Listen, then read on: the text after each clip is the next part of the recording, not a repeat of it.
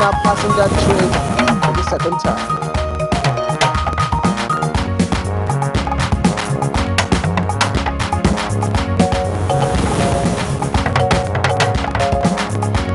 Senate to strengthen operations of non-governmental organizations as House investigates recent explosion at Escravos.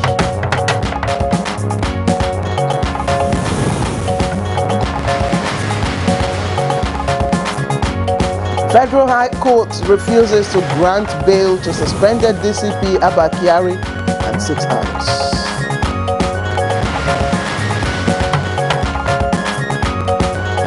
And on Good Morning Nigeria today, we shall discuss controversies of the appointment of Vice Chancellors in Nigerian universities.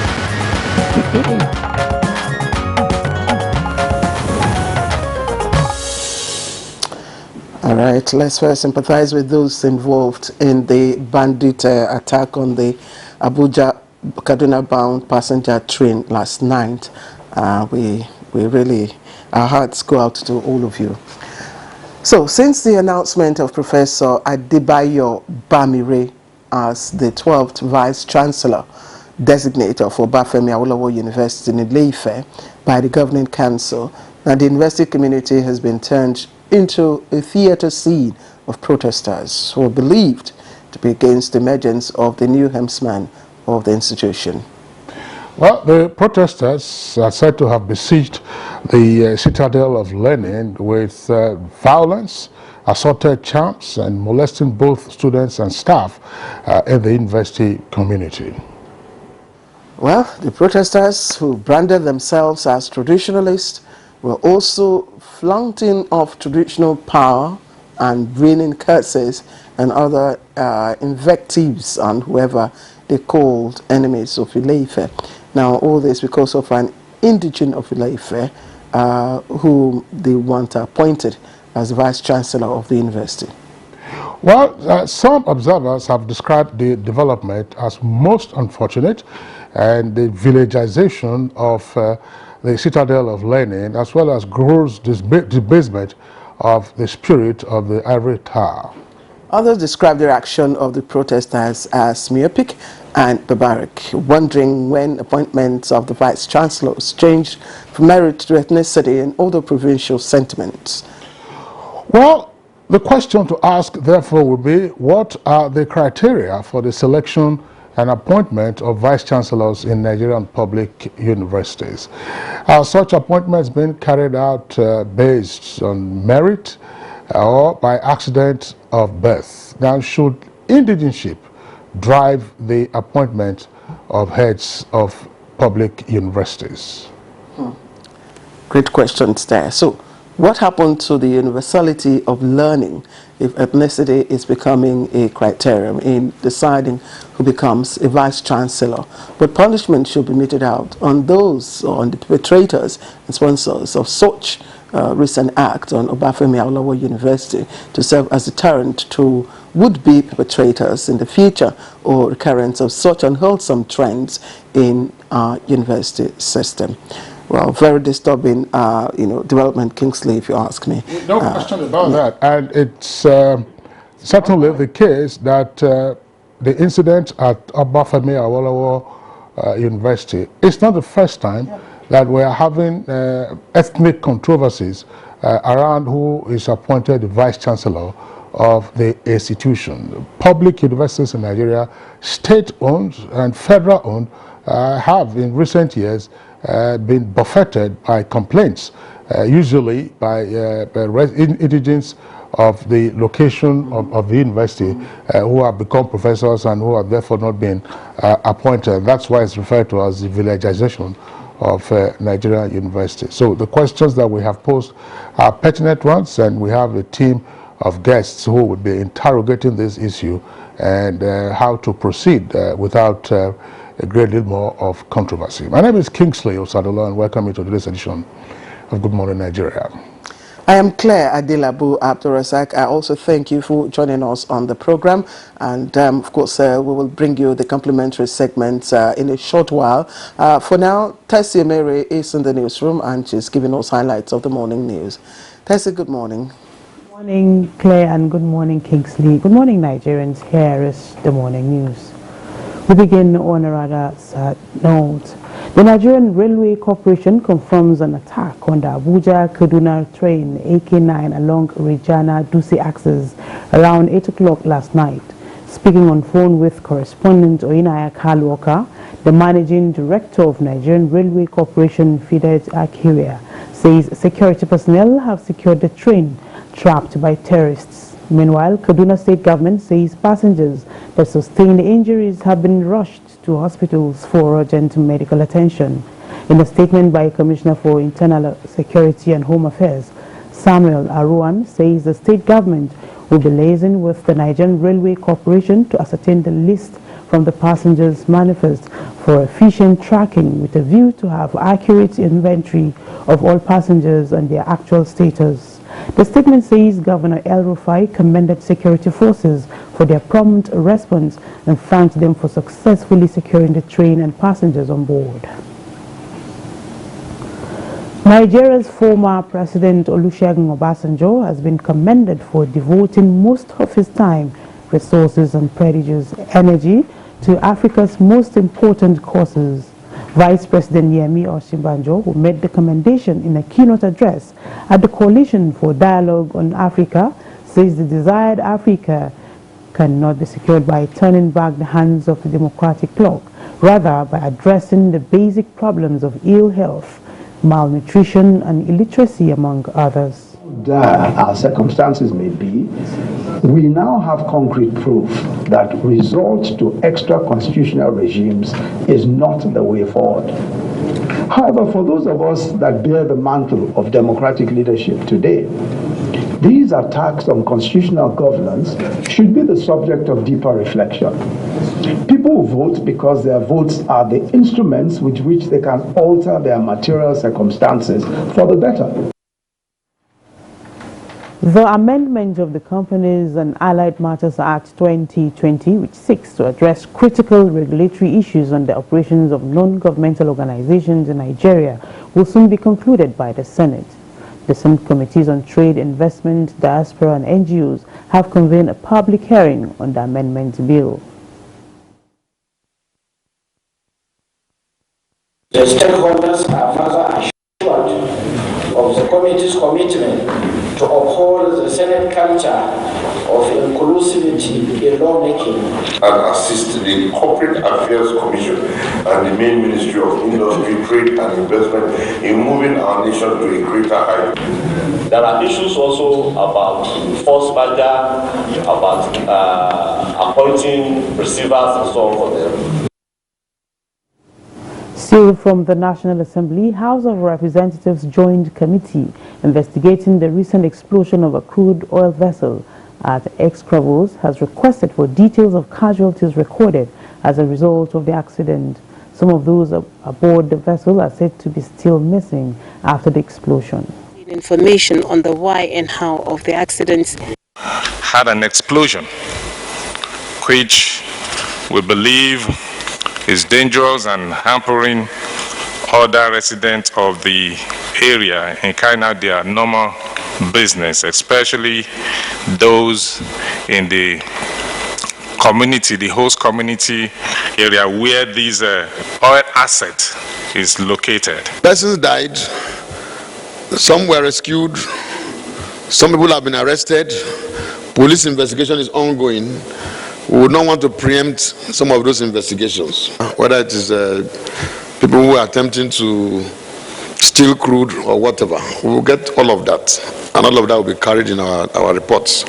The House Information and Culture Minister Lai Mohammed says desperate opposition vowed to consistently misinform Nigerians in a bid to return to power and resume looting of the nation's treasury as they are used to. The minister stated this at a media briefing in Abuja.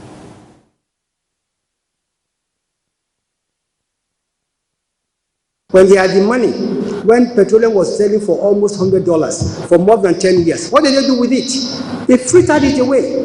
If we did not, if we left a sound economy, if we left a sound economy, a sound infrastructure, we'll not be building the will not be completing the 30-year-old Itakpe Warri, will not be building a brand new standard gauge rail from Lagos to Ibadan. We will not. How many times have they, on paper, launched the Niger Bridge, the second Niger Bridge? How many times did they re-award the Lagos-Ibadan Expressway? Federal High Court sitting in Abuja has refused the request for bail made by the suspended Deputy Commissioner of Police DCP Abakari and 6 others bail, but however promised to give the matter accelerated hearing. Justice Mute in his ruling held that the National Drug Law Enforcement Agency has successfully established why bail should not be granted to the defendants. He said having considered the affidavit evidence supplied by parties and proof of evidence, he was convinced that the prosecution has successfully raised reasonable presumption of criminal responsibility on the part of the defendants.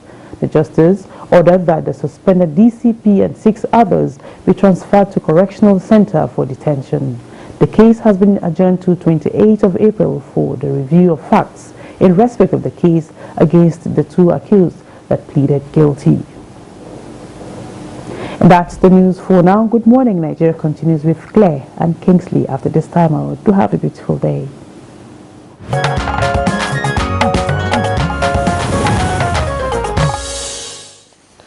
All right, welcome back to the program. You're watching Good Morning Nigeria live on the network service of the NTA. In business news this morning, development economists are imploring private and public sectors to leverage government reforms to sustain and grow the economy. For details, let's join Kundi Adeyeye. With different policies and programs like the economic diversification drive introduced by the federal government, the GDP in the past 4 quarters has been on the right trajectory. And economist Dr. Salako Adewale said the responsibility of achieving a fully stabilized economy is not the sole responsibility of the government, but requires the input of the informal sector. We cannot all shift the problem to the government. Most of the time, you ask somebody, why your business is not doing well, the next thing you're going to say is the government, But we need to be very sincere. In a capitalist economy, you have to have the back of your mind. Nigeria is a mixed economy. You chose to be where you want to be. In as long as the government inflow still tend to, mix up what you need in the economy. But the capitalist aspect, you need to look at it. What can you do for yourself? How do you produce it? For whom do you produce it?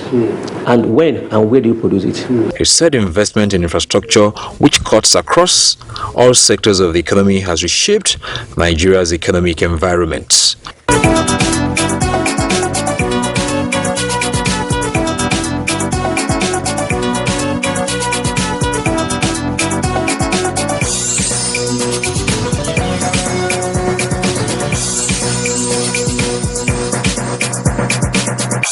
With business news, I'm Kunle Adeyeye.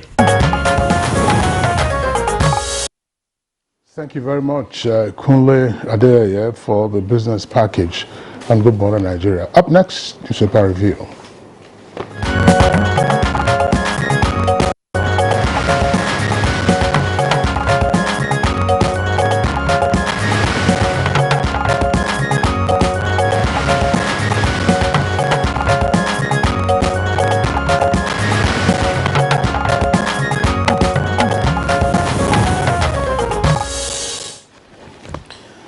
Okay, time to bring in Bayo Toyobe right now, and he's right here in the studio. Good morning, Bayo. Good morning, Claire. Good morning, Kingsley. Good morning, Nigeria. Bayo, good to see you. Thank you. Okay. Claire, let's begin with you. Okay, so let's get started with the leadership newspaper. And of course, sad story this morning on the front page. I'm sure the front page of all the papers we have is the incident on the Abuja Kaduna rail line. Terrorists bomb Kaduna rail tracks, 970 passengers stranded. Our attackers, over 50 in number, victims, travelers feared kidnapped. And Just a quick read there. If you scroll down, you'll see the explainer, the columns explaining, of course, what had happened, and the other figures there. Okay, so let's take you to other stories now. Nigeria Air applies for operational license, notifies NCAA. Nigeria Air applies for operational license, notifies NCAA. It's on page 7. And above the nameplate, 2023, I want to help Buhari finish strong. You want to find out what that all means. 12 coups in Africa in 5 years, unacceptable. Oshimbajo, that's the Vice President and others. Details of that on page 6. Now, let's come down to the left column. ASU, NITDA says UTAS failed 156 out of 687 tests. Details of that on page 8. Federal government orders shutdown of offices for Nigeria-Ghana march today. A national convention, PDP suit against APC, act of desperation of federal government. Kisley. Let's take a look at the Daily Trust newspaper. Daily Trust will have the following headlines. And just below the nameplate, it says, school children in captivity. Bethel Baptist High School, Kujama, been in captivity for 269 days. And then you have the other headlines. Truck drivers, more hike in haulage cost over diesel price and extortion. Mixed feelings over fresh 92.12 billion naira for Abuja Airport second runway. And the lead story comes with this kicker after APC convention. Confusion as Adamo, Kiari hold 2 elective positions. And 4 riders of that resign now. That's according to lawyers on the PDP. Ruling party mom, 1999 constitution silent. Why we can't act? That's according to INEC. And passengers shot as terrorists bomb Abuja Kaduna train. And you also have another, what I'll do if I lose PDP ticket, that's Saraki. Buhari, Lawa, Bajabi Amila and others greet Tinubu at 70. Bayo. Thank you, Kinsley. The story is reported in all papers. In fact, the Tribune puts it that terrorists bomb Abuja Kaduna rail track, and the Punch reports it that terrorists bomb Abuja Kaduna rail track, attack train filled with passenger. In fact, leadership is specific. It says terrorists attack Abuja Kaduna train with 970 passengers on board. The report came that the train that left Edu train station at 6 p.m. was expected to have arrived Kaduna about 8 p.m. 30 minutes to Kaduna between Duse and Kakao station. That was where the improvised device left on the track demobilized the engine of the train. A passenger who was on the train said kidnappers planted explosive on the train engine has been ruined. We are helpless. And on the Abuja Kaduna train, gunshots still being fired around us. We are under the seat praying to God while we are waiting for help. However, later on, the same passenger sent a text back to confirm that there is presence of security operatives now and saying we are safe. Some passengers on the train claim that bandits forced their way onto the train and apparently abducted some of the persons, while others who sustained injuries. Although the Daily Trust said that it could not be independently confirmed, the managing director of the Nigerian Railway Corporation, Fidet Ohiria, has confirmed the attack. Meanwhile, efforts were also made to convey the passengers away from the stranded location, and those who sustained injuries have been taken to hospital. Mr. Samuel Arua, the commissioner in charge of internal security, says Kaduna State government will liaise with the Nigerian Railway Corporation to ascertain the list of passengers from the manifest for efficient tracking. Meanwhile, still on security and from Kaduna specifically, the military authorities say bandits did not shut down the Kaduna airport as being reported on Sunday. conducting journalists around the scene of the attack. The authorities indicated that the incident happened 6 kilometers away from the terminal outside the perimeter fence of the airport. The press were conducted round and were told that 12 of the bandits were neutralized through airstrike by the Nigerian Air Force. Investigations showed that the bandits were passing by the airport premises to a village called Rihanna. They attacked security engaged by the Nigerian Airports Management Authority to watch over their meteorological equipment. The briefing was conducted by the garrison commander of 1st Division and the Air Force Base commander at the Kaduna, as well as the Commissioner for Internal Security, Commissioner Samuel Aruan. They asserted that Kaduna Airport has several layers of security and it is impossible for bandits to attack the airport directly. Also in the southeast, troops of the 82 Division have raided Anambra-Imo border where communities dislodged outlawed IPOB and ESN operatives at a place called Osumogo. Director of Army Public Relations, Brigadier General Onyeman Wachuku, says that troops overwhelmed the stiff resistance of the dissident elements. They overrun the group and recovered a cache of arms, including 22 pump action, 19 rifles, and 6 machetes. The area is believed to be the base for one innocent Obiekwe, incidentally, a head of vigilance group, but who surreptitiously coordinates criminal activities of IPOB and Eastern Security Network. So these are the challenges of security around the country. And it's frightening the way everything is getting escalated all at the same time.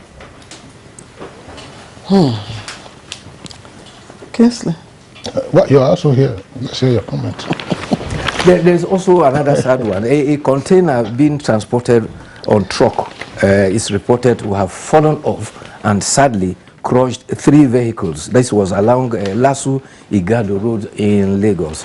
Ibrahim Fario, the representative of the Nigeria Emergency Management Team, says that 3 persons were, however, rescued alive and they are receiving treatment in hospital. It is not certain where the truck was heading for at about 9:45 p.m. when the container slipped off the truck. There has always been concern about containers being conveyed without being seriously anchored for safety on the trucks. And this is not the first time such incidents has happened. Well, maybe on the brighter side now, the Office of the Head of Service of the Federation has issued a memo for closure of government office, federal government office at 1 p.m. today. This is to enable Nigerians to support the Super Eagles who are to take on the Black Stars of Ghana for the qualifying match at the Mashood Abiola Stadium. The memo reiterated that there is a need to mobilize support for the Super Eagles. Nigeria Football Federation has currently procured 2,000 tickets for supporters of the Eagles. The match will be the 58th match rivalry between the two nations within 71 years. The first leg, you will recall, was played in Kumasi on Friday and it ended in a barren draw. A win is required to secure one of the 5 places for either of the teams to represent Africa in Qatar 2022 coming up in November. All our hearts, all our minds are saying Super Eagles, no shaking. You know what we said. You are winning. You know what we said about the match in Kumasi. Though we said the Eagles, will come out victorious, but in a way they did, because they didn't give in to any goal. So for us, that was in keeping with our performances on during the away matches. Yes, but my heart beats. My heart beats when it comes to home matches. Well, you see, in Ghana, the 30 million Ghanaians mobilized to support their people in Kumasi. Nigerians were there. To boo the Super Eagles. They couldn't swam them. Today, you will have 200 million Nigerians mobilizing to support the Super Eagles. Well, I learned that the offices have been directed to close down. I don't know how true that is. Well, yeah, that's a statement from the office of the head of the civil service of the Federation, directing that offices closed by 1 o'clock this afternoon. A bit too early, if you ask me. The match is at 6, I believe. So why close at 1? If you say close by 2 or 3 o'clock, perhaps that would. How many hours does it take to drive to the airport? To drive to the stadium. Get home on time. The parade ground to collect tickets, and before they move down. So it's a long, tedious process, and therefore that will allow them enough time. But what is important is get to the stadium, be there, give your support to the Super Eagles. Well, I mean, those of us who had displayed fanatical support in years past for crackers of this nature, by 10 o'clock you won't find a seat at the National Stadium. Yes. In Lagos, or whether it was Ogbe Stadium, you won't find a seat. 10, 12 noon, and the match will not start until maybe 4 o'clock.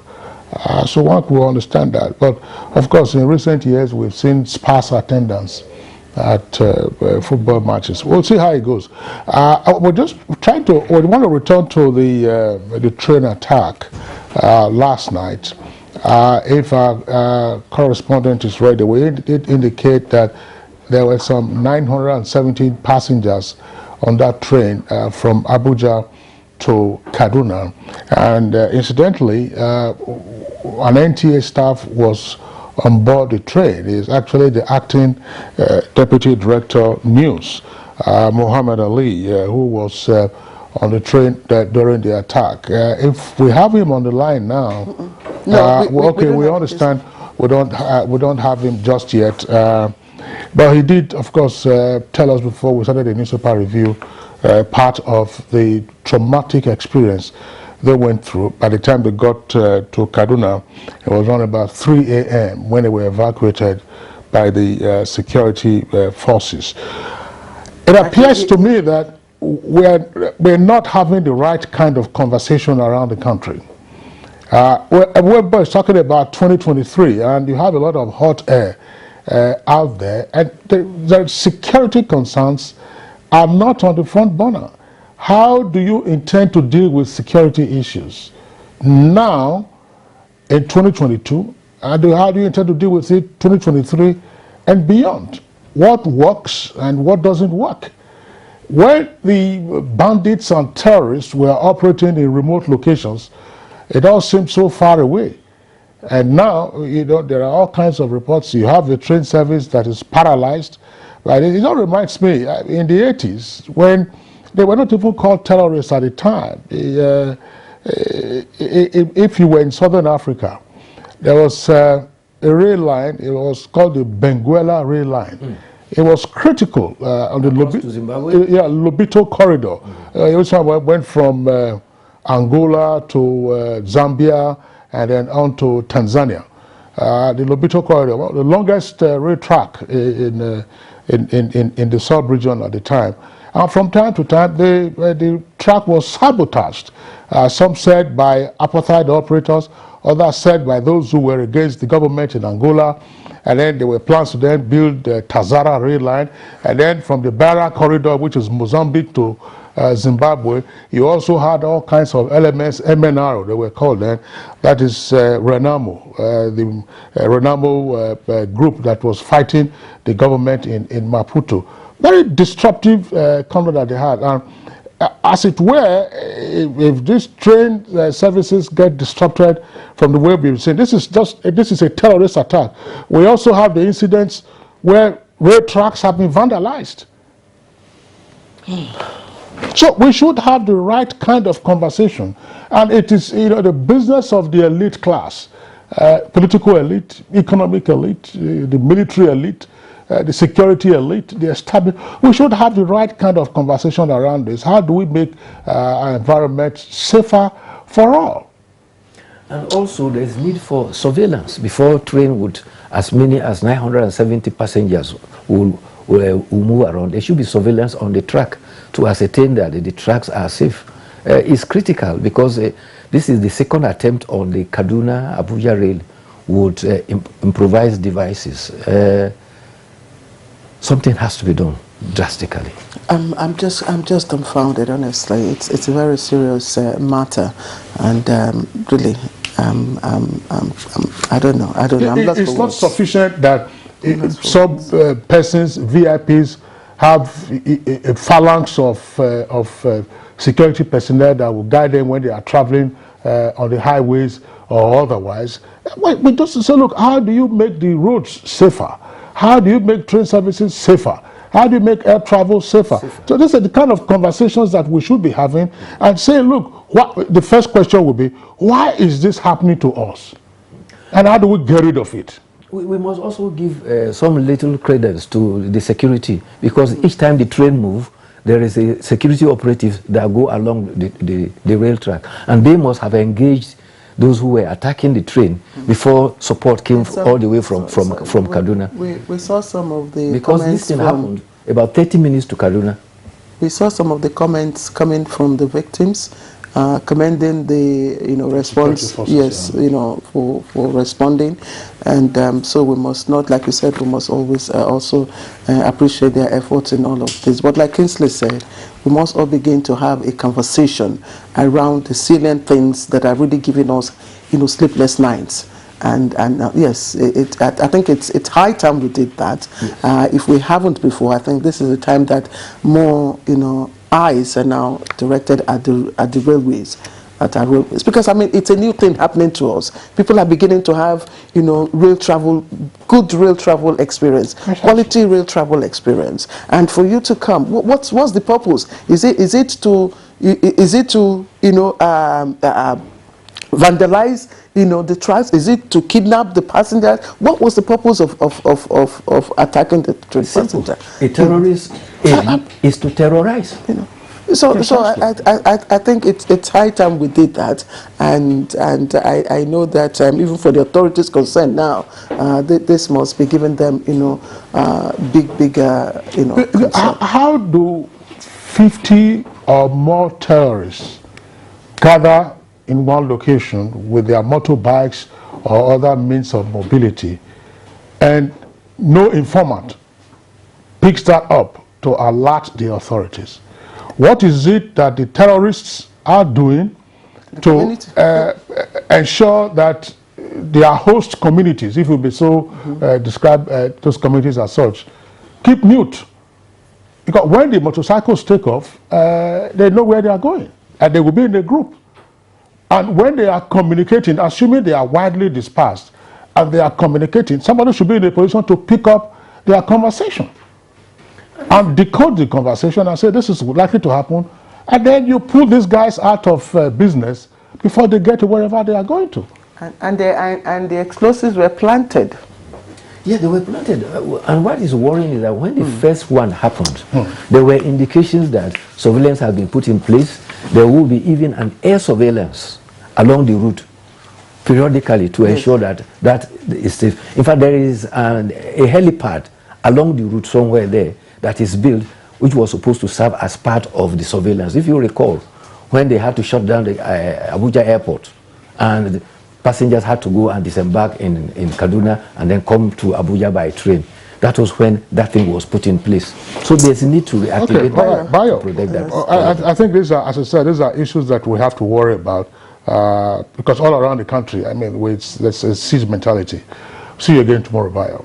Tomorrow, God willing, will be another day. All right. It's Good Morning Nigeria live on NTA's network service. We'll take a short break now. When we return, we'll be discussing the controversial appointment, or controversies rather, around the appointments of vice chancellors of public universities in Nigeria.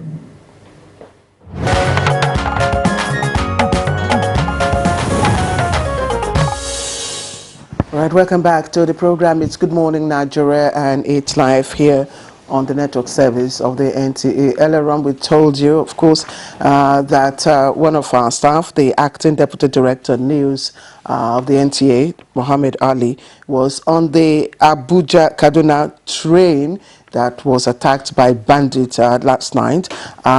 He just got home some minutes ago, and he joins us live by Zoom from Kaduna. Mohammed, we're glad to have you with us this morning indeed. Can you give us insight into what exactly happened? Well, we are on transit about 20, 30 minutes for us to reach Kaduna.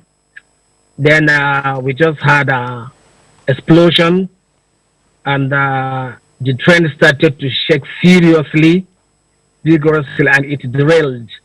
So it was shaking, and we were wondering what was it. And then the train derailed, and then suddenly it came to a jerking stop. So when the train stopped, immediately it stopped. We were wondering what was happened. Then we started hearing sporadic shooting. They were just shooting randomly, shooting at the train.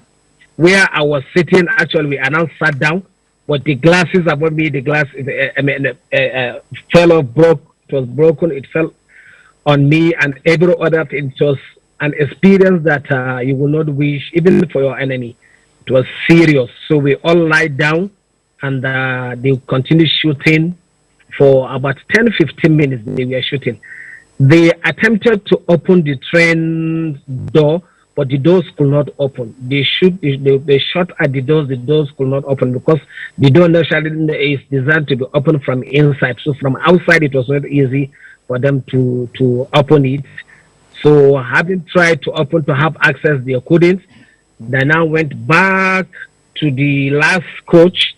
The last coach normally has a door that links one coach to another, but the place was open. So they shot at the glasses of that door, broke it, and then gained access into the train. All this while they kept shooting.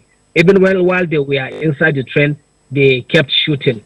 So people were scrambling, and because there was light inside the train, they could see us from outside, but those of us inside cannot see them outside because it was dark already. So for the few of them that came in, they were shooting. Anyone that attempted to run, they will try to shoot, and then they pick people up. They were taking them outside, and then suddenly the light in the train went off. So that gave a lot of us advantage because when the light went off, people now scrambled to run away from the area that they were to the area that is safer because already the security personnel that were inside the train were engaged. They were also shooting at the opposite direction. But then these people came in numbers. There were many from everywhere, and they planned the attack in such a way that it was not easy for anybody to do anything because it was in a valley. The train was in a valley, and even if you go out, you cannot go up, or you have to run by the side of the train, which was dangerous because they were already outside. So that continued for some time, but when the light went out, we were able to scramble to safer place, and then when the light went out, they also became not so sure of themselves because they knew there are security men inside, and everybody was lying down, and they were the ones that are exposed because they were standing. So when the light, the shooting stopped, and we all lie down there for about 30 minutes without anything. You can drop a pin in that train at that time, but we are murmuring, making calls, sending text messages to people that we know that will bring support. So about 30 minutes later, we saw light coming, and we thought this must be the support we've been waiting for.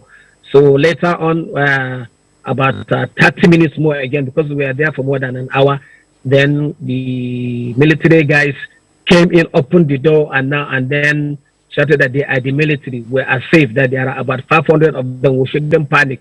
We should calm down. So that was a big relief to almost to everybody that's on the train. And then, of course, they started checking to see those that were shot. Then those they picked the deceased, and then they also moved those that were shot to a safer, place. Later on, we were evacuated from that place and then onto a safer place where they were already military surrounding that area. We sat there for about 30 more minutes. Then they now moved us towards the main road because it was about 2 kilometers between the estimated about 2 kilometers between the rail track and the main road where we were attacked. So by the time we got there, meanwhile, we were involved, many of us, there were a lot of military guys, because the guy that came in first told us that You shouldn't panic. There are more than 500 of us here. You are safe. Nothing is going to happen again. So they ushered us out to the main road where we waited for some time, and the military vehicle came and evacuated us to Kaduna. Actually, we reached Kaduna around after 3 a.m. and we were taken to the military cantonment, which was the 44 military cantonment, where we reached there around 3:30, and we were allowed to leave this morning, early in the morning. Muhammad Ali, thank you very much for your recollection of this horrific experience. But how much more do you remember? Were there women and children on board the train? And of course, through the eyes of a newsman, did you see any harm occur to any of them? Actually, they were women and they were children. And of course, when the military came, they were the priority. The women and the children were given priority. Actually, I was on phone when the blast and the shaking started. I was talking to a colleague, giving instruction on what was supposed to happen on the news yesterday. But while in the course of that, because of the shaking and everything, I lost the phone. I couldn't trace the phone again. So, but my instinct was that I had actually wanted to do recordings because I was calm. Everything, I was surprised at the level of my calmness, because if people were rushing, we would just lie down, we were calm. And I was just thinking, if only I could get my phone, even if not to record the video, I could record the audio and then do some other things, actually. But because of the movement, I was on call, the phone fell, because every other bag at the top, if you are familiar with the train, they keep the bags up, everything fell down on people because of the vigorous nature of the it was shaking violently, the train, because of the explosive that we had, because we had the explosive first. Then the train started shaking and derailed, and then came to a sudden stop. So there were women and there were children, and surprisingly, the children were not crying. We have even smaller children, but I did not hear the cry of any child. Everybody lied down quietly, as if the children sensed the danger that we were in. So even when the military came, priority was given to women and children. Mohammed, sorry. Yes, Mohammed, we've read quite a number of stories about what happened, and we're glad that you're giving us at least first-hand information at the moment. Did you also, by chance, see any casualty, people being whisked away, by the bandits? Yes, when the military came in, because actually the attack came through the VIP site. The VIP, that is the first class coaches, there were 4 of them. I was in the last one. I mean the first one from this thing, and then there are 3 others after me. They attacked those particular coaches, and they came in. So when the military came in, they went there, because the only other coach that was second class that was attacked was coach number 20 and one number 12. So they were the ones. So when they came, they moved to that area because we knew people were shot, and they picked some corpses, but the corpses that I saw, and I was clear, I was not everything. I saw about 4. I saw 4. And generally, even when we were discussing everything, we knew that the people that died were not up to 10 from what I have seen. And I was on that plane. And I know there were people that were shot with gunshot and what have you. And some of us that got injured as a result of the trying to get away from where they are to the far areas. So I saw 4 corpses. Yes, I saw that 4 corpses. These were the only ones that I... Well, Muhammad Ali, all right. And we stayed there after that attack for more than 2 hours, because we stayed there for about... But Muhammad Ali, I mean, if you recall, round about what time did the explosion occur? And what do you know at this time, or even at that time, about the fate of the train driver?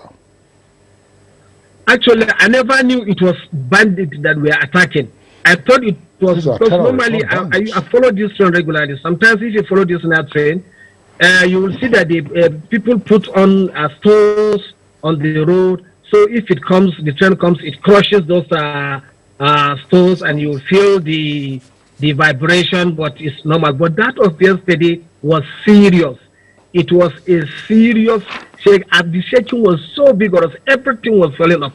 Even people on their feet, because it was shaking up and down and sideways simultaneously, and vigorously and seriously. And I knew the time that the train derailed because I had the velocity of the train and the weight that it came down. And you know, because of those sleepers, the train now is moving on those sleepers. So we are jacking, and then it comes to a violent stop.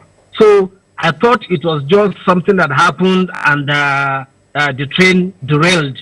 Then suddenly there was gunshots, sporadic, non-stop.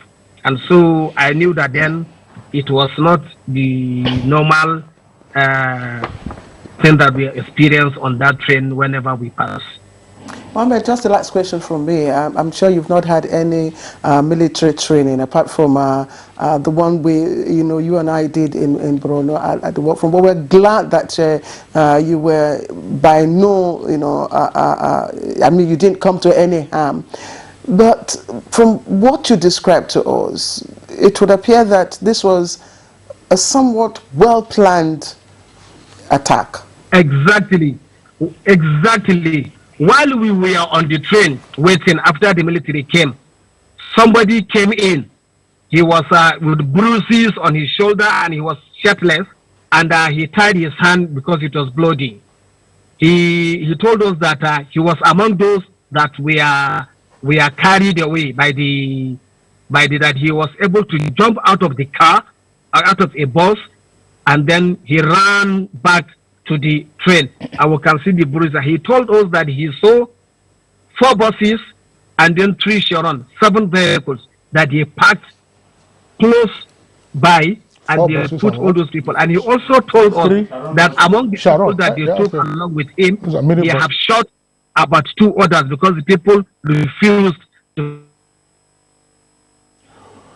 cover a lady that was shot dead. So, and while he was running, he came there, he removed his shirt to cover her up, and then he ran back to the train. That was what he told us, actually, because we were in the same coach with him. I remember we were in the same coach with him. Even we normally pray on the train when we are coming. We prayed alongside with him, and I saw him come back. But they said at that time he went to the second to the last coach to buy something that he can break his fast, because they do sell snacks and other things on the train. And that was when that happened, and he was among those that were kidnapped by the bandits, by those that attacked the train. So that was it. All right, Muhammad Ali, we know that by this morning the fog would have cleared around the crime scene, and hopefully our correspondents will be around the scene to take some more shots. And but it's also phenomenal listening to what you have said. I believe this was a very well planned effort by the terrorists. Ali, you're saying something? Because the place, like I told you, was a valley, so there is no way that you can escape through like that. And then it was well planned. They had their bosses kept the attacks, and they knew exactly what their target was, and they were able to execute their plans to a certain level. Well, Muhammad Ali, Acting Deputy Director News of the Nigerian Television Authority, joining us from his home in Kaduna, would like to thank you for the update you've given us on the terror attack on the train service from Abuja to Kaduna last night, being the 28th of March 2022. Muhammad Ali, of course, we do hope that you don't have any obvious injuries, but of course we trust that you will also visit your family physician later on today just to be sure that all is well with you. Muhammad Ali, thank you very much, and we are all here with you in spirit, and our colleagues and our bosses also say keep it up. Muhammad Ali, Deputy Director, Acting Deputy Director News of the Nigerian Television Authority, with us from Kaduna. This is a story, of course, we'll keep updating our viewers on, as well as matters arising. Claire and I, as well as Bio, we're discussing what needs to be done with regard to greater security and safety for travelers and for everyone. If this kind of incident was very well planned and wasn't, as the saying goes, nipped in the bud, then something went wrong. Indeed. Who dropped the ball? And there ought to be consequences. Indeed, and Kingsley, just to add that the producer is also trying to see if he can connect or reach and connect with the managing director of the Nigerian Railway Corporation, Mr. Fidet Okiria. As soon as we're able to do that, we'll also hear from him the latest development in terms of efforts and what needs to be done. Once again, you're watching Good Morning Nigeria live on the network service, and back to our topic for today, which is the controversies surrounding appointment of vice chancellors to public universities in Nigeria. Now, the recent protest, which is the prompt for a conversation by some persons against the appointment of a new vice chancellor of Obafemi Awolowo University, Ile-Ife, has been condemned by many well-meaning Nigerians, including members of the academia, as villagization of the citadel of learning. We'll take a backgrounder put together by Joseph Oten to lead us into our discussion. The university system is the highest academic institution in Nigeria. Its services go beyond building intellect, but morals and general development of the society. With this mandate, no one would expect any university to lack the requisite manpower and facilities. Meanwhile, as the pinnacle of academic excellence, the university system is expected to be well structured, right from administration to the lecture halls. However, one thing that has been a source of concern to the university system over the years is the appointment of university vice chancellors. A system expected to stand out for excellence and capability has over time been subjected to sentiment by those with affluence, tribe and geopolitics, among others. In many cases, governors and top personalities are said to influence decisions on the appointment of VCs, not necessarily considering the best candidates, and even when the right man is appointed, such decisions do not go down well with host communities at times. An example of this turbulence is the appointment of Professor Adebayo Baneri as the 12th Vice Chancellor designate of Obafemi Awolowo University, Ile-Ife, by the Governing Council. Since then, a wave of chaos took over the university community, with protesters unleashing mayhem on the university facilities, authorities, and even students. The development has turned many to question whether competence has been thrown out of the window, and governance of the Nigerians' home of intellectual capability is now a subject of sentiment. Many are questioning criteria for appointment of vice chancellors and whether they are actually upheld. Guests of Good Morning Nigeria will delve into this development to take a look at procedures used for appointment of university VCs and what has gone wrong, leading to ugly trend of protesting appointments of some of them.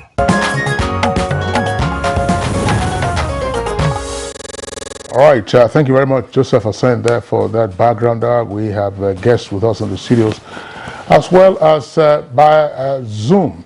Let's welcome Professor Munzali Jibril, who's the former Executive Secretary of the National Universities Commission, NUC. Professor Jibril, pleasure to have you this morning. Thank you very much. All right.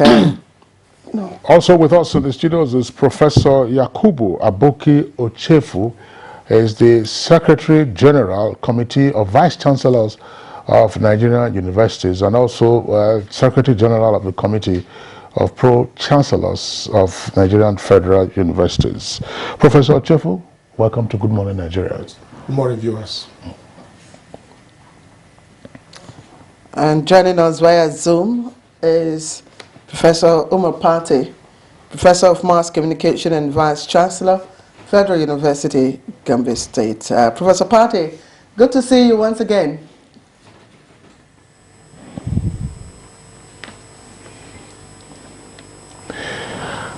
All right, I hope the audio will be sorted out by our engineers. We can't seem to hear Professor Umaru Pate, but as I said, that will be cleared up presently. Now back to the studios. Let's begin with the former Executive Secretary of the NUC, and of course the other guests will also take a shot at this.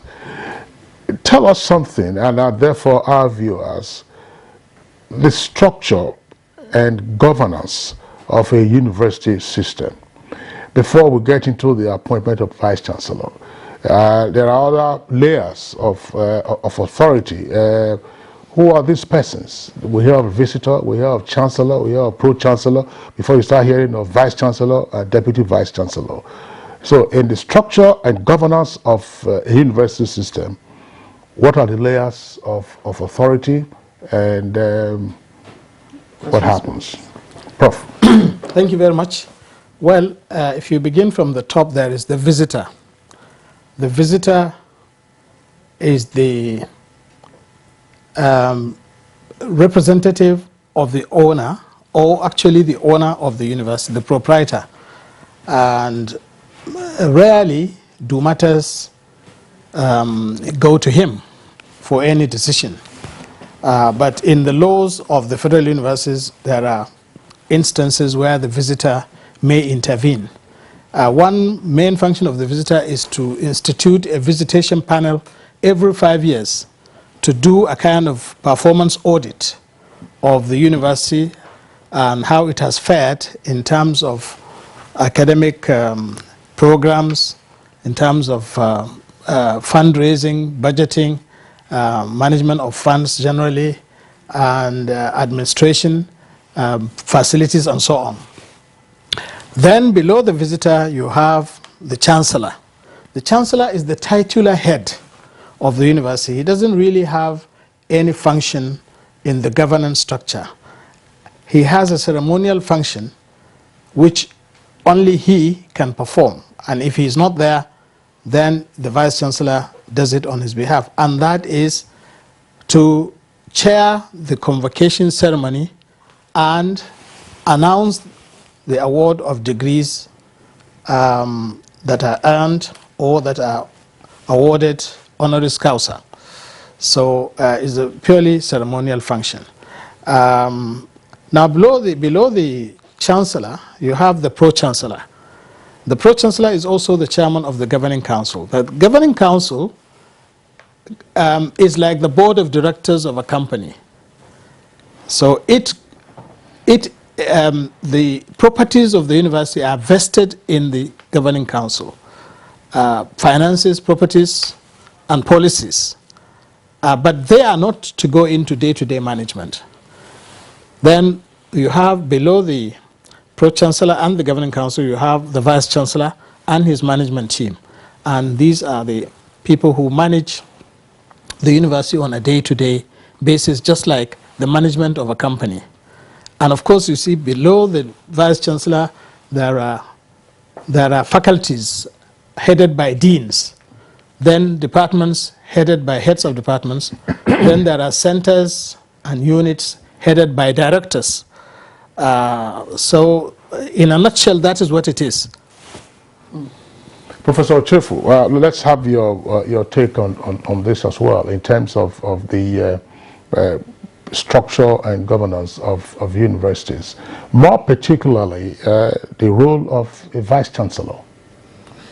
Yeah, just like Professor Musa Jibril said, the Vice Chancellor is like the CEO. The chief in the university system, we refer to him as the Chief Academic Officer and the Chief Administrative Officer. He actually wears more caps because he's also the Chief Finance Officer and the Chief Security Officer.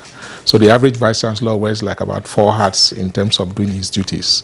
Then he has his line managers who are referred to as principal officers, the registrar, the bursar, the librarian.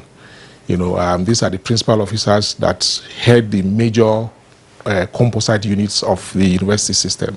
And then the deans that manage the faculties, just like he has mentioned.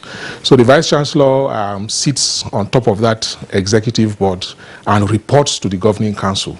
His immediate boss is the Pro-Chancellor and Chairman of Governing Council.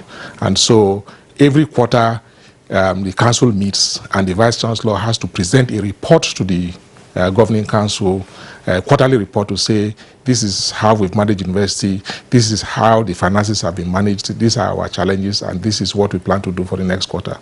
So basically that structure is a structure that has been with our university system, and it's not just peculiar to the Nigerian university system. Most of the Commonwealth universities will run that type of structure. It's only in America that you find a structure that is slightly different. Now we have the visitor, we have the governing council, we have the vice-chancellor. Who hires and fires? By law, because all the federal universities and state, in fact, all universities in Nigeria have their governing law. And by law, it is the governing council that appoints the vice-chancellor. In private universities, the board of trustees performs that role in the private universities. But in the public universities, federal and states, it is the governing council that hires and fires a vice-chancellor. And other academic staff? Well, for other academic staff, not directly, but they have that oversight function, because in the governing council, the way it is structured, they are run by 3 strategic committees: the Finance and General Purpose Committee, the Appointments and Promotions Committee, and then the Procurement Committee. Now, the Vice-Chancellor is chairman of the Appointments and Promotions Committee for all other appointments other than that of the VC. And so, but whatever he does, he has to present it to the governing council for ratification and approval, as the case may be. Sorry, yes. What are, because I'm concerned, what are the requirements for citing, a particular public university within a particular, zone or location? It's a very interesting question. Well, I think the first generation universities, I think there were probably rational criteria employed in citing them. For example, the first was the University College Ibadan. And you would ask, why didn't they cite it in Lagos, which was then the capital? This was 1948, we were still a colony. So they wanted a place that was detached from the hustle and bustle of city life, where people could concentrate on study, research, and so on. So they chose Ibadan. In Zaria, in the north, they went to Zaria, a small, sleepy city at the time, and away, not Kaduna. So, Dr. Nnamdi Azikiwe, as premier of the eastern region, chose Nsukka, again, a rural setting, quiet and tucked away from all the hustle and bustle of city life. Why not Enugu? Why not Onitsha, his own hometown? But, and also when we came to the second generation universities, the 7 that were set up in 1975, 76, that is Port Harcourt, Calabar, Ilorin, Maiduguri, Sokoto, Kano, and no, I have mentioned Port Harcourt. Maiduguri, Kano, Sokoto, Jos. Okay, so the 7 sisters that they are called. Again, there was some rationale because there was a need to spread out the location of these federal universities. But after this first and second, I think the thing went haywire. political considerations came in. For state universities, you can say with a high degree of confidence that the hometown of the sitting governor was probably the most likely location. And if a second university was to be set up by a future governor, it would also be his hometown. Okay. So, you know, and then something was done, I think, which was good during the Jonathan administration. They realized that not all states had federal universities. So first they set up 6, then they set up another 6. So by the time they did that, every state had at least one federal university. And we thought that, you know, we had reached the optimum.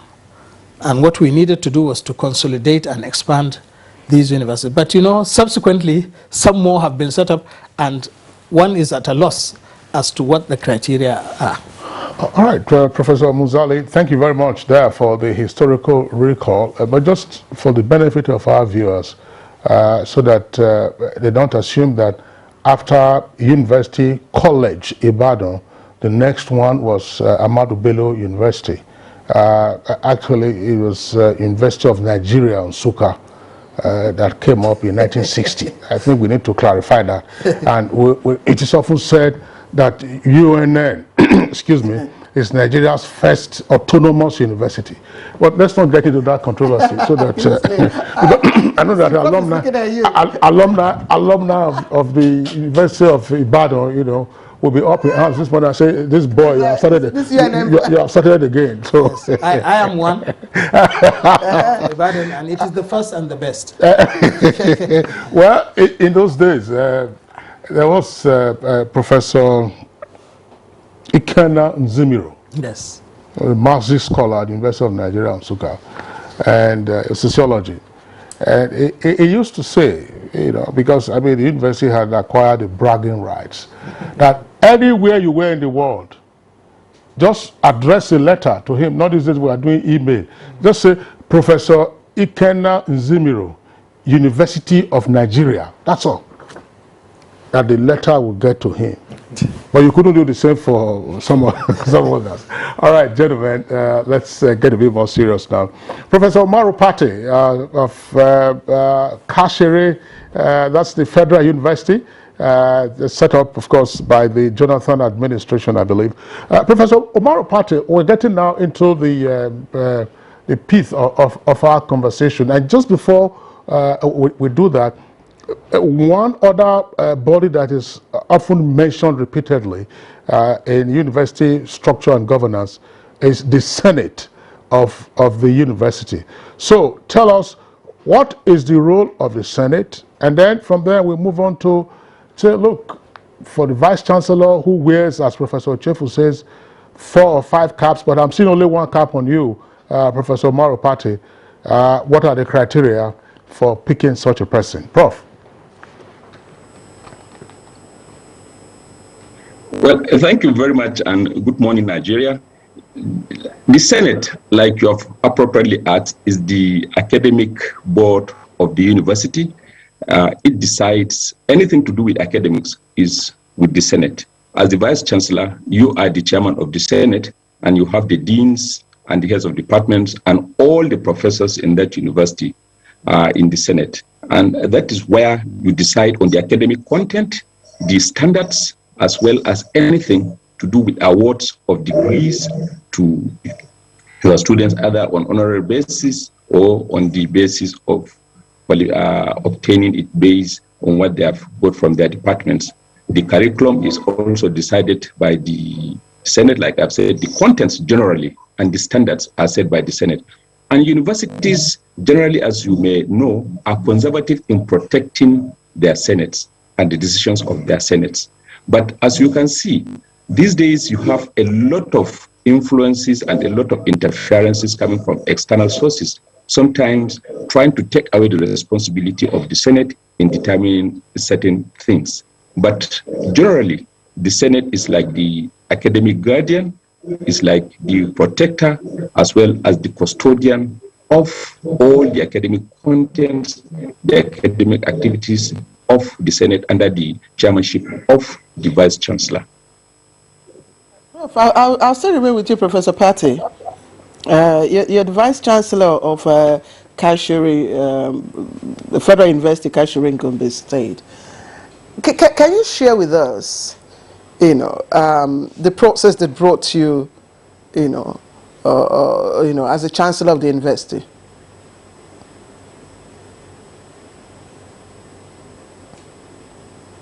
Professor Pate, can you hear me? Hello, Professor Pate, can you hear me? Thank you very much. So, and yes, I can hear you. Can you hear me? Yeah.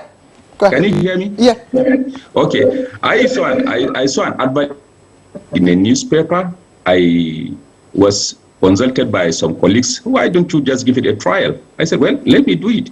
I applied based on what they have written as their requirements. I submitted my CV, and at a later time, we were invited for an interview. I think about 12 of us or so. We went, and the first part of the interview was for us to be tested on ICTs. We were taken to the ICT center, where each one of us was placed on a computer, then switch on the computer, and then answer appropriate questions. I think about 5 questions: Microsoft, Excel, PowerPoint, and all of that. After that, we were invited individually for a face-to-face interview. We interacted with the committee set up by council under the chairmanship of the pro-chancellor.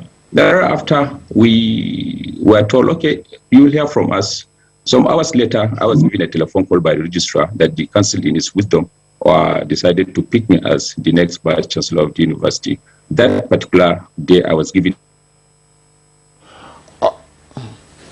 the letter of appointment, and then some few days later I came in and took over from the incumbent vice chancellor. Then that was what happened. Okay, Professor Umaru Pate, thank you very much. Of course, you had been dean at Bayero University, where of course you still retain your chair as a professor of mass communication. I want us to come back now to the criteria. We have seen this big function of a vice chancellor as the CEO of the university system. What therefore are the criteria for the selection and appointment of this individual, Professor Munzali Jibril?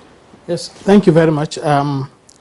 Well, the law specifies certain criteria, but these are general. But it is up to the governing council of each university to be more specific, so that in issuing the advert, more specific criteria are stated. For example, there is wide variation between one university and another as to the number of years of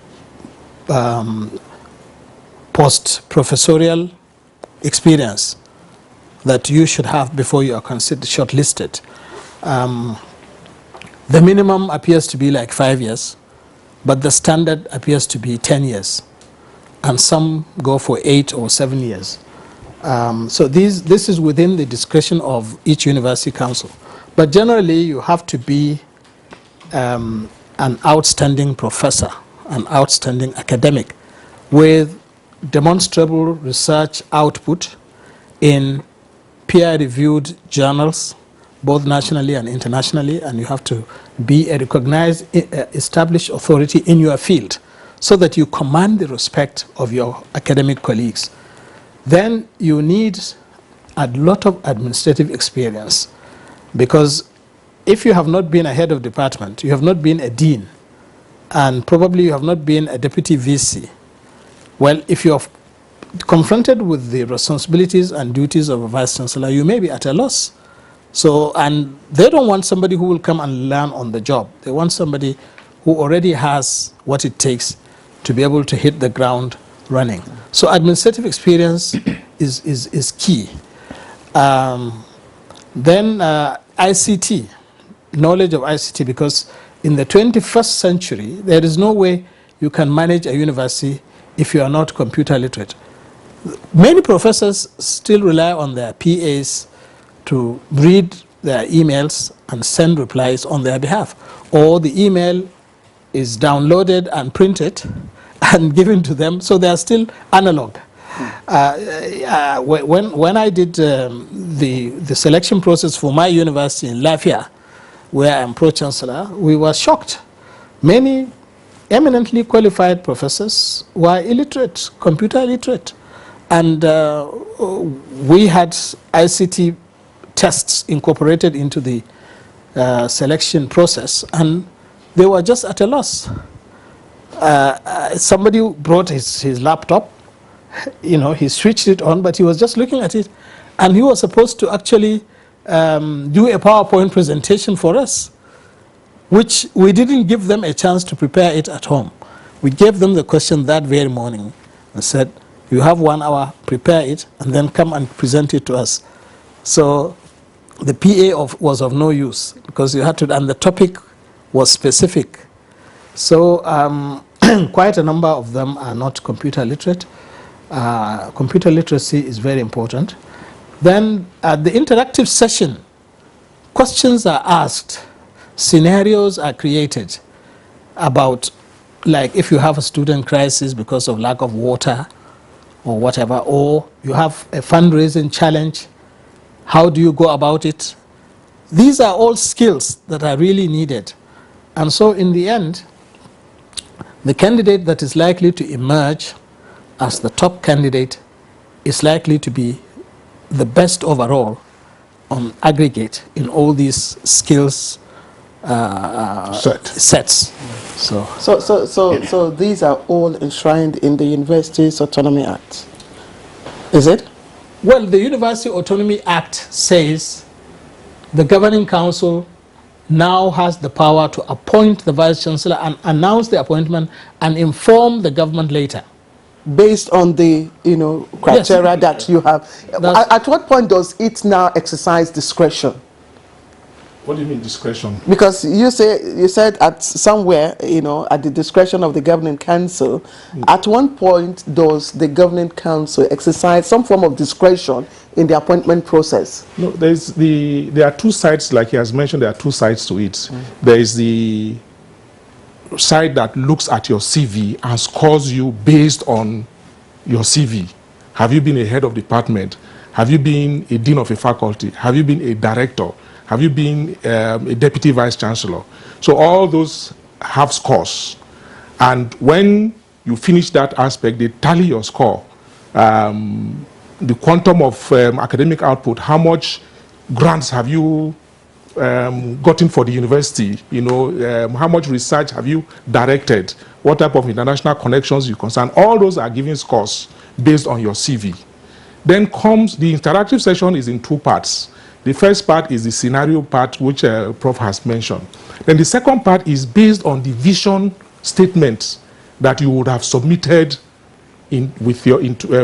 together with your application, because in the call for applications they will tell you to state your vision for the university, and you will now be asked questions on the visions that you yourself have said. If you became vice chancellor, this is what you will do for the university. All that is aggregated. You know why I asked that question? I asked it within the context of what happened in LASU in 2021. Now, yes, the point is that at the end of the exercise, the selection committee presents 3 of the top candidates to the main council for final decision. At that point, it could be, out of the 3, any of them could be vice chancellor, depending on the discretion that you have mentioned out. So at the level of the main council, they will say, okay, let us just go for the person who scored the highest, and other members will look at it and say, yes, the man is eminently qualified at the level of administration and stuff like that, but look at his capacity to generate funds. He has not done as well as the second person. And this university, at this point in time, we need somebody who is a funds driver. They all meet at the same level of administrative skills, but in terms of raising funds, strategic connections with industry, the man who came second or third is the best person. So at that point, the the specific idiosyncrasies of the university at that time will come to play. And so you can, somebody who came number one may be left out for the person who came number two because of specific skills and competencies that number two has, that the university governing council feels that is what they need at that point in time. You know, Professor Chofu, thanks. Professor Umaru Pate, let's back up again historically.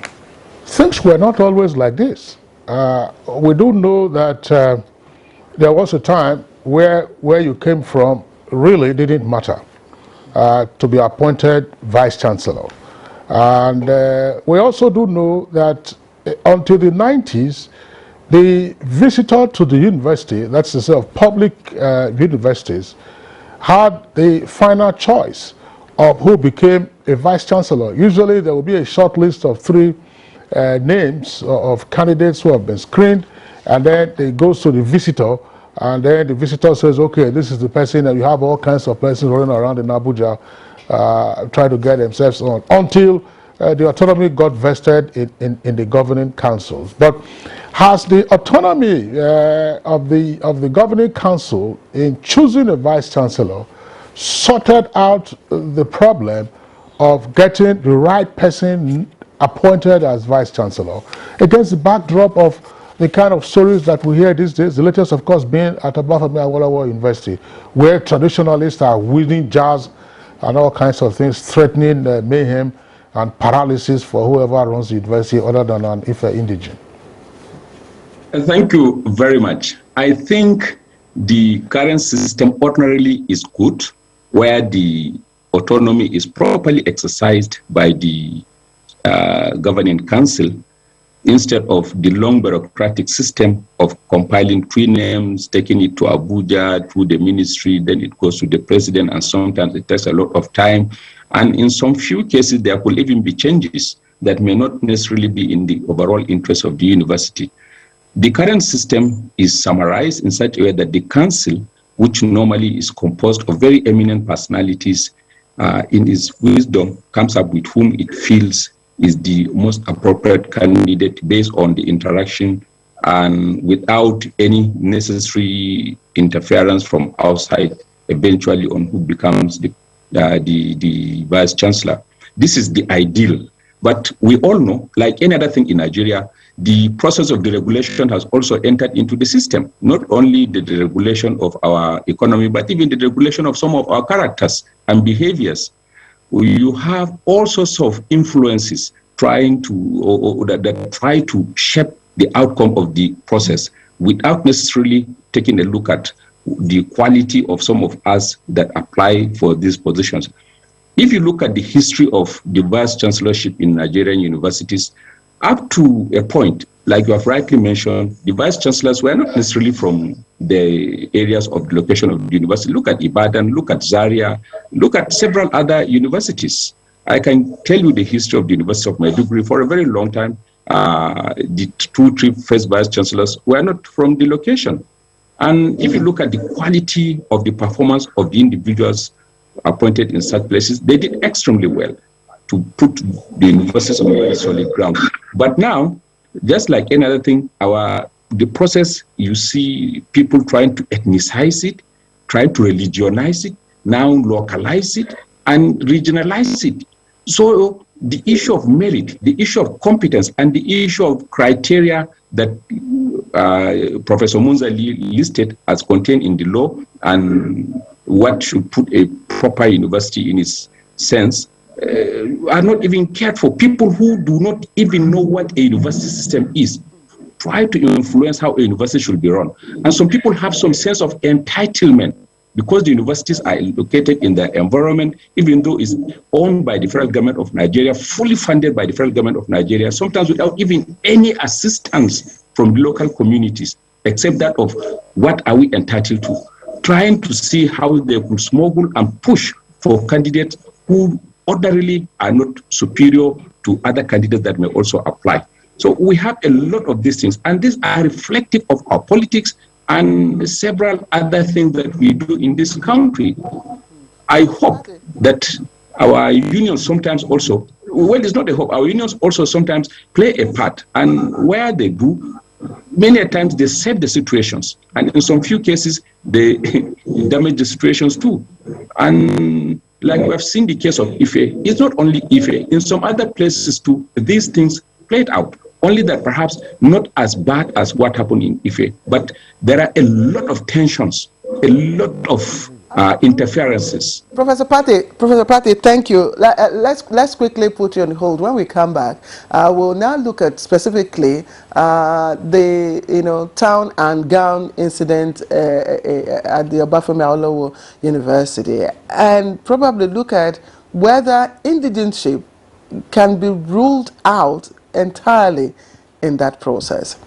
We'll take a short break now. We'll be right back.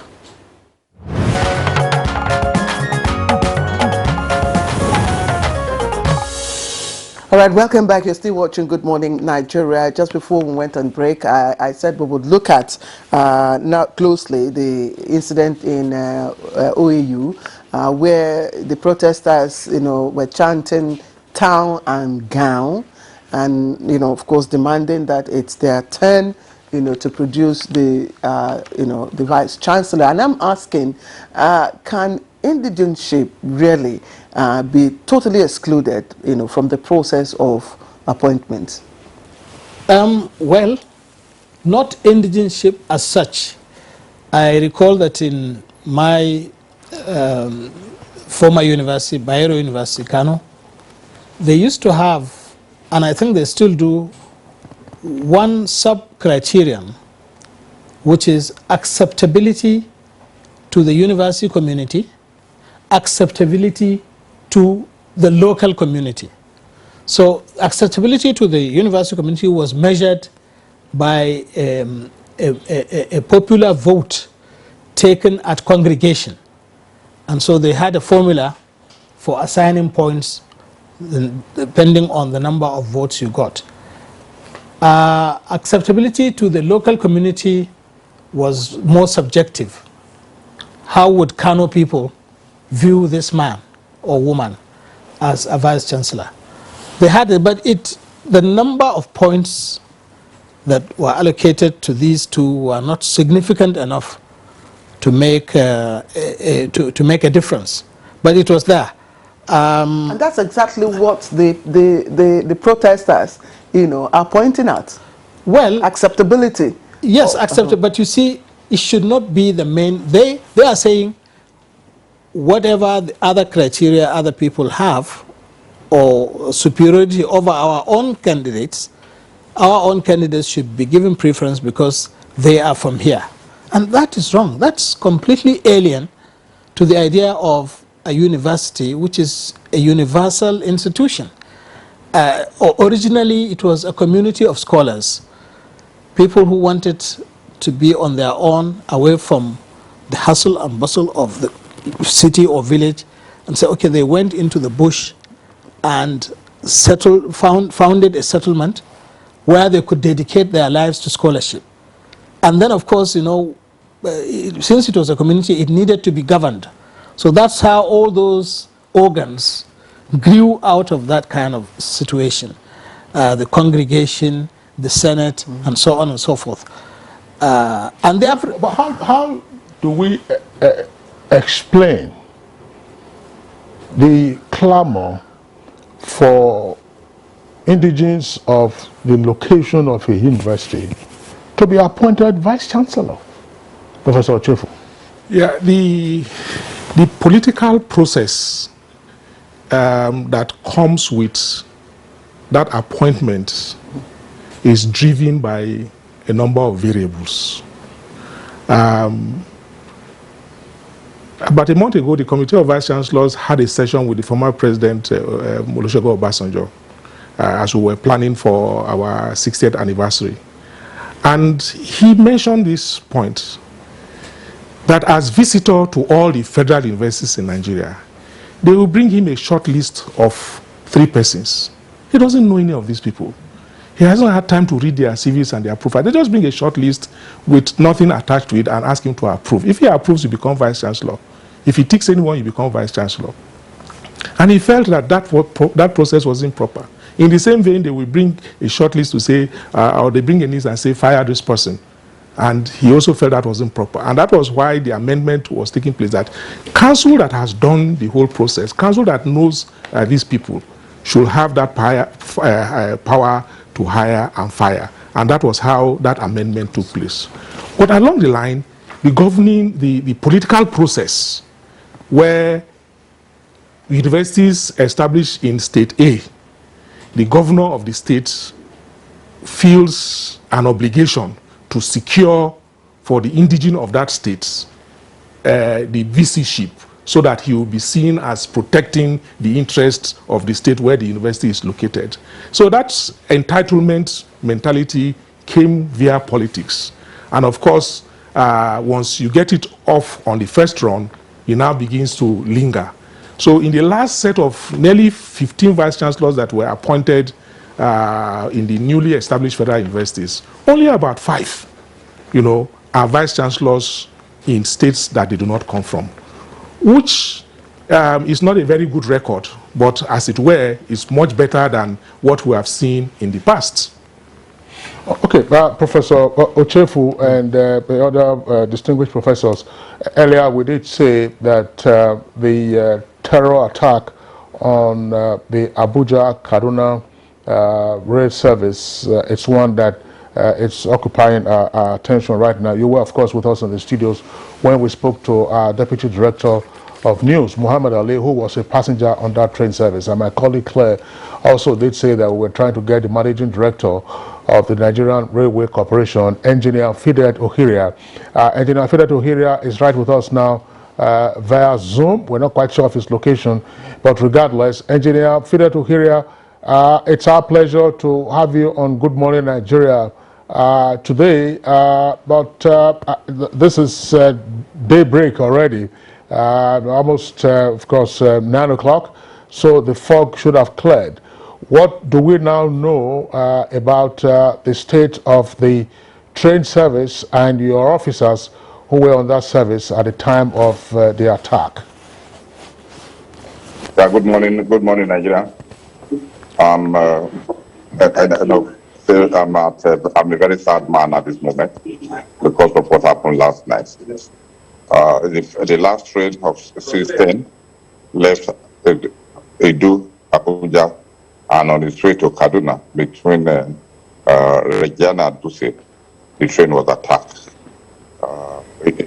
This time is different from what we had last time, in the sense that the coaches were derailed, and the story we have that they started shooting from left and right, and the security we have on the train also retaliated. But as we speak, the military have taken over the site, and some of our men are there. All we are planning now is how to go back and ensure we raid the coaches and recover them, while those that were affected have been taken to the hospital. And also in our attempt to recover by sending another train from Abuja was obstructed because the track before that point has been disconnected. That is the true position, and that is the situation we have on hand. I'm at the airport now trying to link up, go to Abuja. I will be boarding the flight by 9. Engineer Fidet, well, clarify that for us, because you are saying that perhaps, let's put it this way, front you had the explosion, and then at the rear the track was probably also vandalized by these terrorists. Is that what you are saying? Yes. Okay. So the train we sent could not get there. The people had to drop 800 meters before the last incident, and the military had to lead them to the site. So we are expecting their first education report to enable us to issue a press release to the public. So that's the position. Because the train that went also ran into the disconnected track. So they could not get to the position to move the train back to Uber. Okay, I asked earlier, what do you know at this time about the train driver and your other officers who were on board at the time of this tragic incident? we cannot stay now, but what we learned is that the military, some of them have gone into the bush because we have not taken the census of who is missing and who is not missing. But however, they have decided to take immediate action by condoning of the part of the bush because it happened on a cutting. A cutting means it's not true and it's not an easy place to move. So for the military, they have taken over the place and they secure the place. That's what I can say for now. Till I get to decide later in the day, I will have a full situation report. So what actions have been taken at the moment with regards to train services? Have you go ahead. No, because the track is blocked, we cannot have train service on that line for now. But we are making efforts to send the necessary tools and equipment to sites with the presence of the security so that we can recover the coaches, move them to workshop, and see if we can fix them and also fix the track. We hope to start soon, but we are not going to be running the number of trains services we are running because the one affected will be out of service. Just like the previous one that was attacked is out of service, we are still trying to fix it. The manufacturer thought it was still under one and they are working with us to ensure that the locomotive come back. So same thing is going to happen. We will withdraw this freight because this one affected coaches and we'll put them back to track and fix the track and move them back to the workshop. But we'll make sure the track is cleared and as soon as possible so that the service can be restored. All right. But Engineer Fide Tohiri, you said you were going to catch a flight at 9. Wish you a safe trip to Abuja to, of course, begin following up on this tragic incident. You're having to cope with quite a number of challenges. I mean, just tell us, how does this affect your board and management when either if you are not dealing with the vandalization of your rail tracks, now you have to worry about terrorist incidents on the route? You just pray that the people doing this will have a change of heart and change of mind. Because these people, person right now on the train are innocent and the track itself is innocent. I don't know why they should decide to descend on the track. We are making progress with the rail sector, and it's people should be proud of it instead of this unnecessary wanton destruction that they are unleashing on the rail industry. So I think I will appeal to Nigerians to be calm and let's work together and cooperate and see how we can recover as soon as possible. Engineer Fidet Okiria, we will leave you for now to catch your plane, but we do hope when things are, settle down, we will have you in the studio to have a much more elaborate conversation on the rail architecture. Thank you, and God bless you all. Thank you. All right. Well, gentlemen, professors, you've listened to the managing director of the Nigerian Railway Corporation. It features on Good Morning Nigeria from time to time, and this terror incident is one that is really worrisome. Let's return to Professor Umaru Pate. I don't know, Professor Chifu, I don't know whether you were done with the process and political interference. Professor Umaru Pate, let's have your take on this. Well, it appears that the gown has been corrupted by the political wheeling and dealing in the town, which is why you now have persons who are gunning for these positions also running around looking for political support, as it were. What can be done to ameliorate this, or at least reduce the influence considerably, so that competent persons can be tapped to run public universities in the country? Thank you very much. You see, the localization of the Nigerian university system tends to give a sort of a picture of it being a locally minded idea. You go to a university, for example, you find that the lecturers are from the same location, the head of department, the deans, and even the vice chancellor sometimes are all from the same location. And even a simple exercise like the appointment of vice chancellor is of head of department is influenced from outside. And now politicians have also developed some kind of interest in the university system because of their elections.